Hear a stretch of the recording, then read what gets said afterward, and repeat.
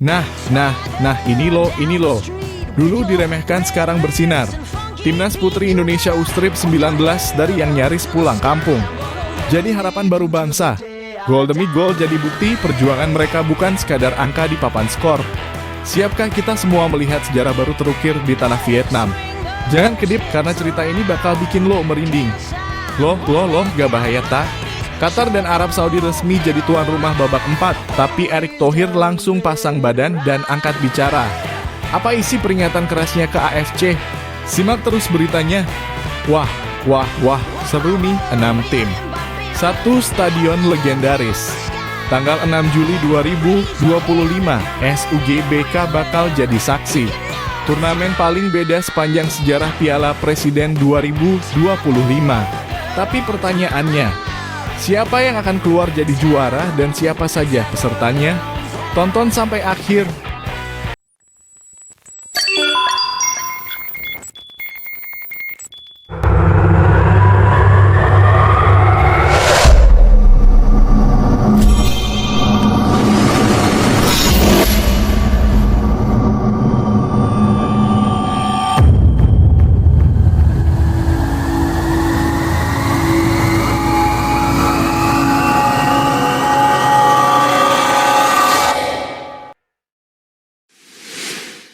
Sebelumnya mohon dukungannya, bantu pencet tombol like, subscribe, dan notifikasi agar tidak ketinggalan berita terbaru Timnas.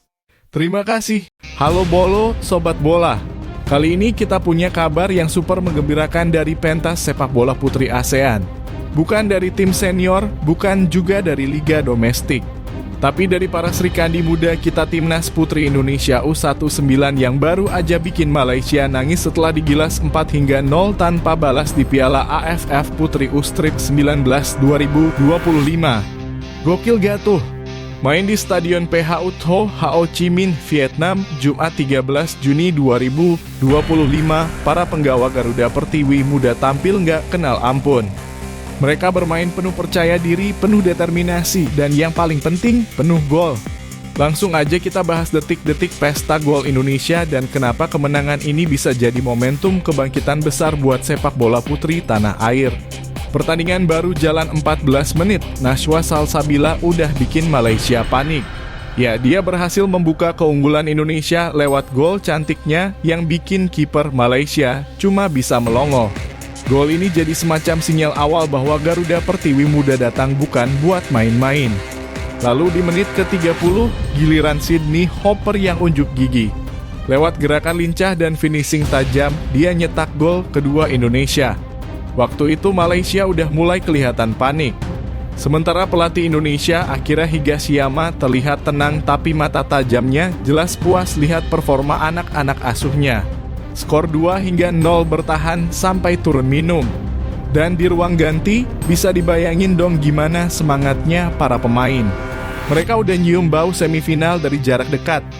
Masuk babak kedua, Timnas Putri Indonesia U-Strip 19 nggak kendur sama sekali.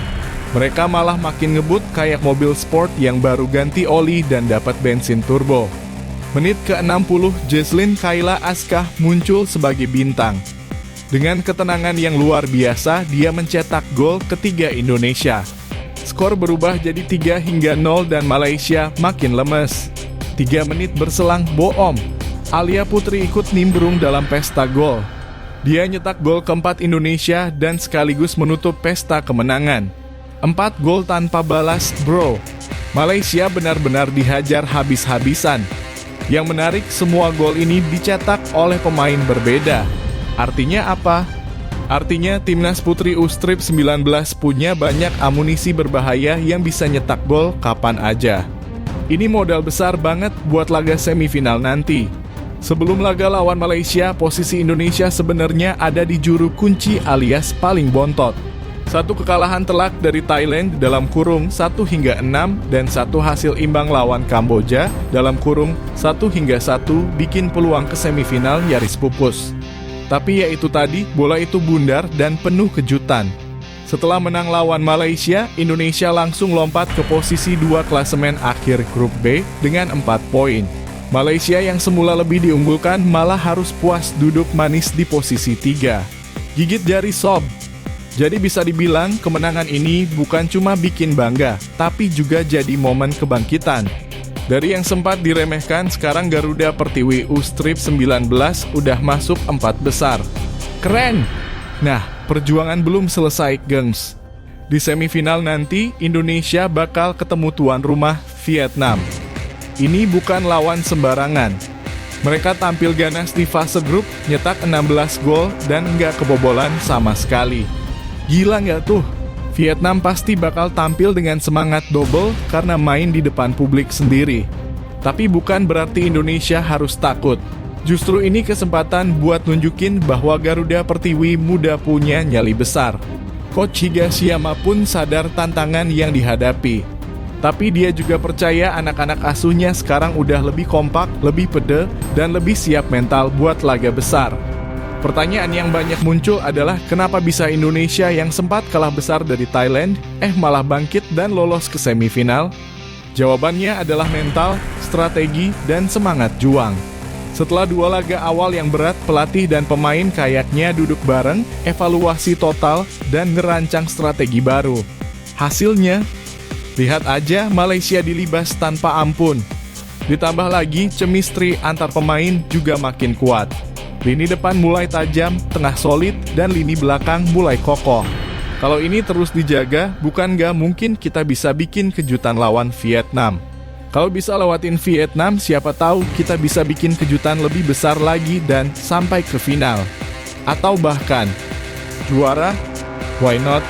Dan emang bener sih, perjuangan mereka layak dapat dukungan lebih besar dari publik, sponsor, dan tentu saja federasi. Siapa aja pemain yang layak dapat sorotan? Dari pertandingan lawan Malaysia ada beberapa nama yang layak dapat spotlight khusus. Nashwa Salsabila motor serangan yang cetak gol pembuka. Visinya keren banget. Sydney Hopper pemain diaspora yang mainnya tenang dan cerdas. Jesslyn Kayla Askah gelandang energik yang bisa bantu serang dan bertahan. Alia Putri finisher tajam yang tahu banget kapan harus muncul di kotak penalti. Mereka ini bisa jadi wajah baru sepak bola putri Indonesia ke depan. Bahkan gak menutup kemungkinan bisa tembus ke tim senior dalam waktu dekat. Dalam sesi konferensi pers usai laga, Coach Akira Higashiyama bilang, "Saya bangga dengan perjuangan mereka, tapi perjalanan belum selesai. Vietnam menanti dan kami harus fokus." Coach asal Jepang ini dikenal sebagai pelatih yang disiplin dan visioner. Gaya main Indonesia sekarang pun lebih rapi dan terstruktur dibanding tahun-tahun sebelumnya. Ini jadi pertanda bagus buat masa depan. Buat lo semua yang nonton video ini, jangan cuma nonton doang. Yuk ramaikan media sosial dengan dukungan untuk Garuda Pertiwi muda. Mereka butuh suara kita biar makin semangat dan makin diperhitungkan di Asia Tenggara. 4 gol, 1 kemenangan penting, dan 1 tiket semifinal. Ini lebih dari sekadar hasil pertandingan. Ini bukti bahwa sepak bola putri Indonesia punya masa depan cerah. Salam Garuda Pertiwi. Kita tunggu kejutannya di semifinal. Merdeka!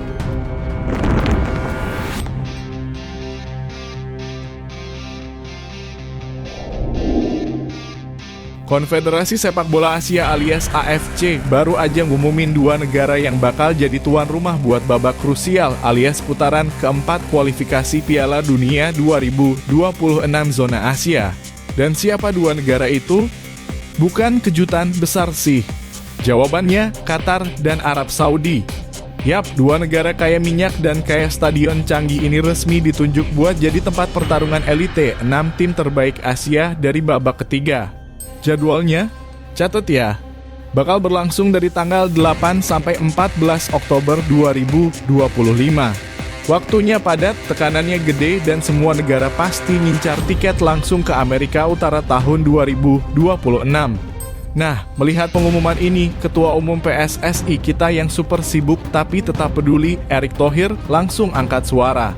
Lewat pernyataannya yang dirilis resmi PSSI, pria yang juga menjabat sebagai Menteri BUMN ini kasih peringatan halus ke AFC dan 2 negara tuan rumah, tolong ya.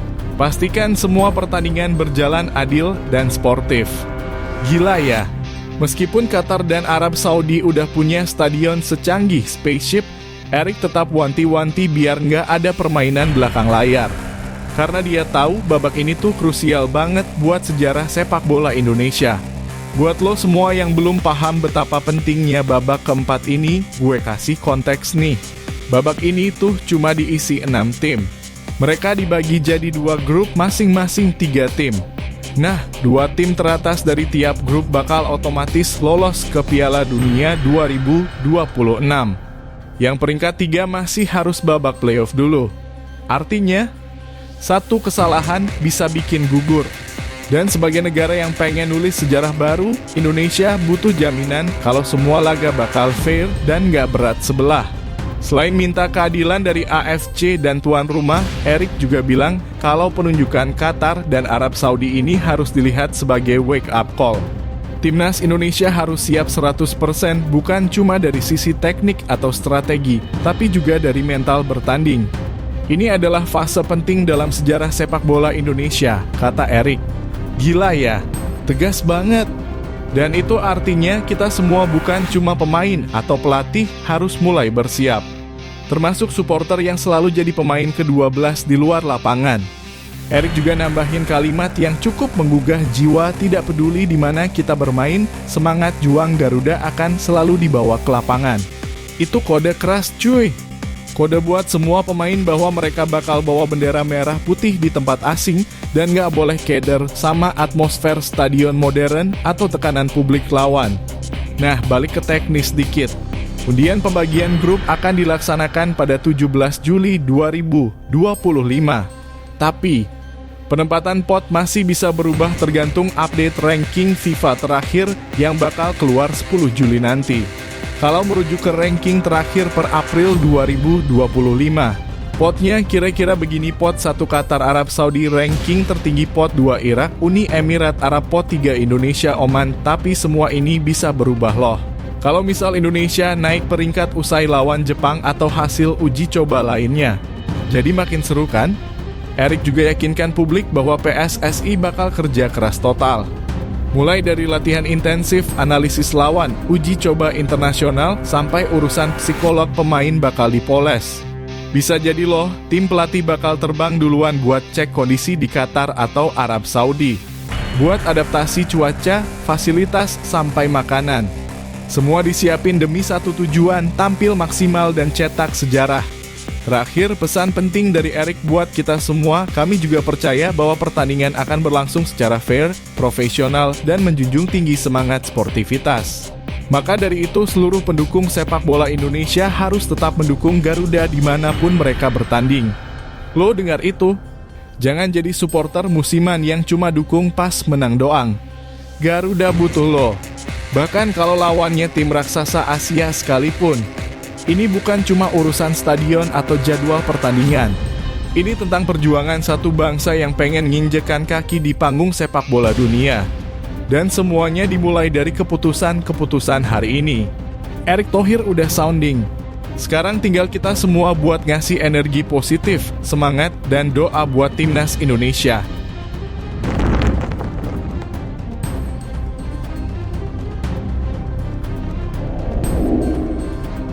Bolo, Piala Presiden balik lagi nih.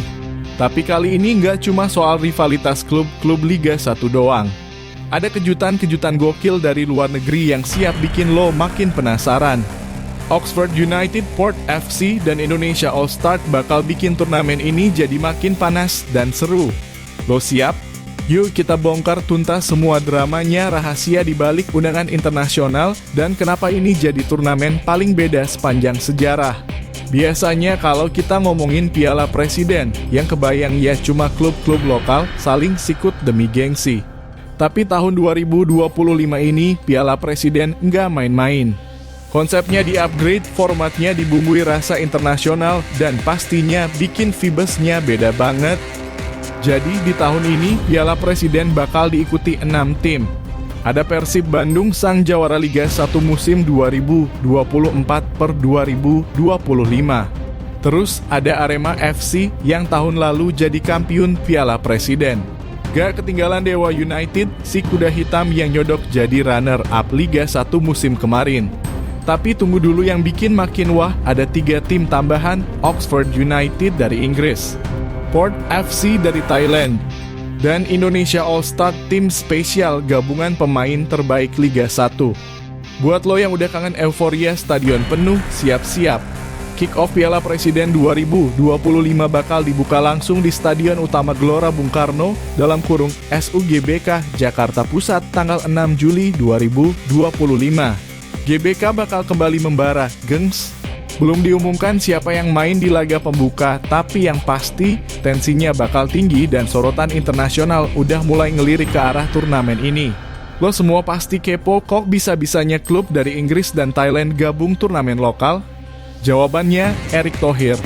Yes, Ketua Umum PSSI ini emang punya visi jauh ke depan.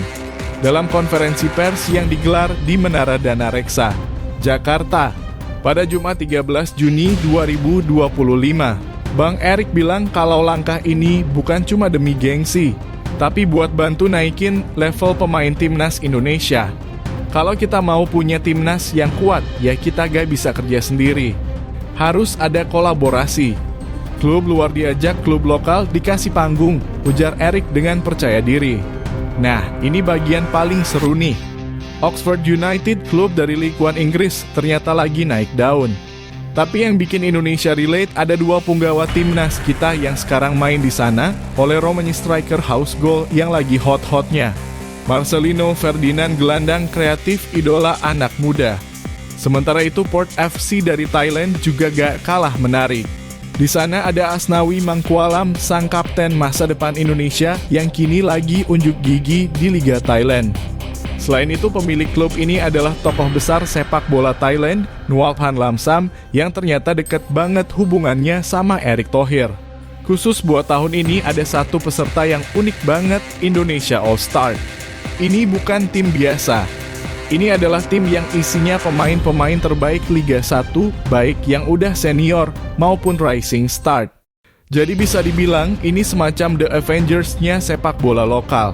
Menurut Erick, ini juga bagian dari kerja sama dengan PT LIB, biar pemain muda punya exposure lebih luas dan fans juga bisa lihat aksi gabungan pemain favorit dari berbagai klub. Belum dirilis detail formatnya, tapi dari bocoran yang beredar, 6 tim ini bakal dibagi ke dalam 2 grup. Masing-masing grup bakal ngelakuin round robin match dalam kurung, setiap tim ketemu semua dan 2 terbaik masuk semifinal. Bayangin aja Persib versus Oxford United, Arema FC versus Port FC, Dewa United versus Indonesia All-Star. Wih, ini bukan cuma soal strategi di lapangan, tapi juga soal harga diri dan showmanship. Siap-siap banyak kejutan, gengs.